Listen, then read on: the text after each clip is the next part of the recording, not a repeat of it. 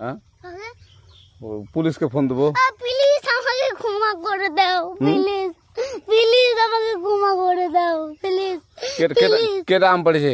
ওরে ফারুককে ধরে নিয়ে আসেন, ও জিরাচ্ছে, আমি জিরাই নাই, প্লিজ। ওই আমটা তুল আমটা তুল। কোনটা আম?